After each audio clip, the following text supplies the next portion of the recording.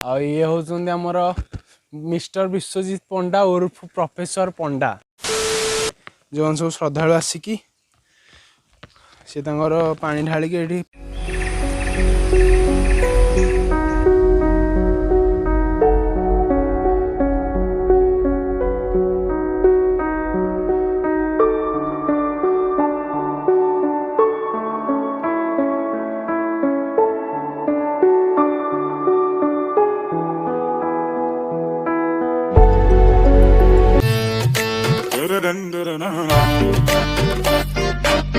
तो guys welcome back to another blog. तो यहाँ हूँ महाकालेश्वर शिव मंदिर ब्लॉग। आज हूँ सोमवार, वर्षा बहुत जोर वर्षा होता है कमी। तो आम जाऊँ बुली बाहर बर्तमान। तो जो मैंने चैनल को नुआ जल्दी सब्सक्राइब कर दिंतु। आउ बेल आइकन को ऑल रखिए। बेल आइकन ऑल रखिले मुझे जिते वीडियो पकेबी आप नोटिफिकेशन पड़ेगा। तो देखो वीडियो फुल देखो। 3 hours later। तो गाइज फाइनाली आम आसिकी मंदिर बाहर पहुँची गलु। आमर ये रहा गाड़ी ये होचंदी हमर मिस्टर विश्वजीत पंडा उर्फ प्रोफेसर पंडा। तो इसकी मूर्ति बननी चाहिए। बर्तमान पाहांच चढ़ी ऊपर को जीवा। तो चलतु। तो गाइज यही मंदिरटा हूँ हरिपुर ग्राम अंतर्गत भगवान शिवंकर मंदिर। तो आपण मैंने ये आसपा गोटे 5 किलोमीटर गोटे माटी रास्ता पड़ो। तापर गोटे बड़ पाहांच टाइप पड़ो। पाहांच सीढ़ी रे आपण ऊपर को जीवे।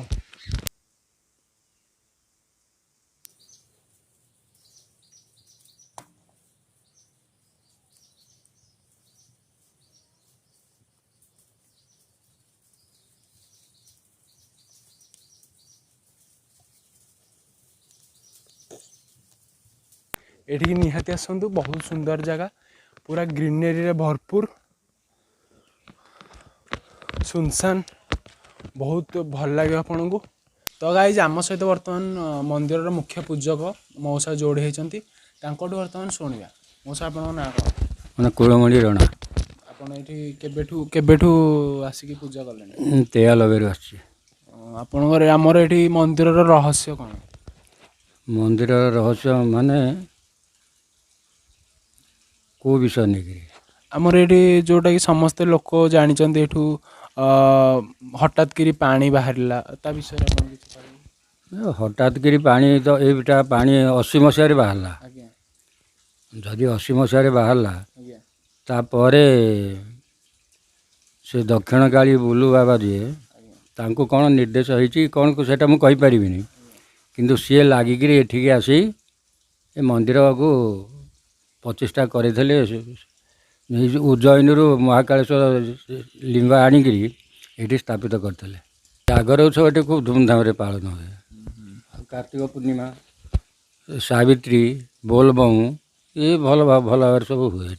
आपन ये एकुटिया रोचन ना आउ के पूजक अच्छा? नाई मुझे एकेला। किंतु सब भोजी भात केमती कोन? भोजी भात आजिकल तो वर्षा सीजन कहीं सेमती आसुना, किंतु खरा दिन सीजन हो गले बसंत सीजन हो गले लोक आसुँच भोजी भात कर। शीत दिन पिकनिक करते? नाई पिकनिक एरिया तो एनु सेटा है नहीं ना पिकनिक की से भोजी फोजी करने से जहाँ आसती। आपन ये कौन माने निजे रोषे कर नहीं भोग ठाकुर भोग जहाँ। तो गाइज आप देखिपे से ठाकुर रोषशाला यहीपटे मौसा ये रोषे कर ठाकुर भोग लगे से भोजन कर ना घर को? नहीं घर आमर कांद बिना। तो गाइज आमको मौसा बर्तमान कहते मंदिर विषय मो एबे मु आपन नौची पानी जो बाहर से नौ बर्तमान ये स्टार्ट आमर पानी जो बाहर देवी बाहर ये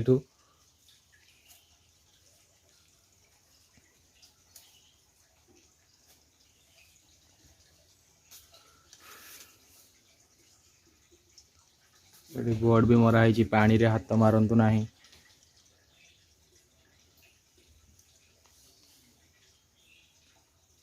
एटा गोटे साहाड़ा सुंदरी गछ। तो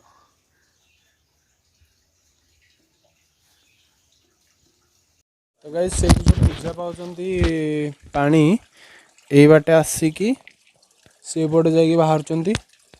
आपन देखी पारे बर्तमान यही पानी मौसा मैंने यूज कर जी भी आसूँ ये पानी यूज कर पिया पुई कर किसी असुविधा ना ठाकुर बाहर तो गाइज एबे टिके वर्षा पकईला वर्षा पकईकी जहाँ पकाऊ आपन तो वीडियो सिनेमैटिक ना भल लगे ना तो चलतु लेट्स सी सिनेमैटिक।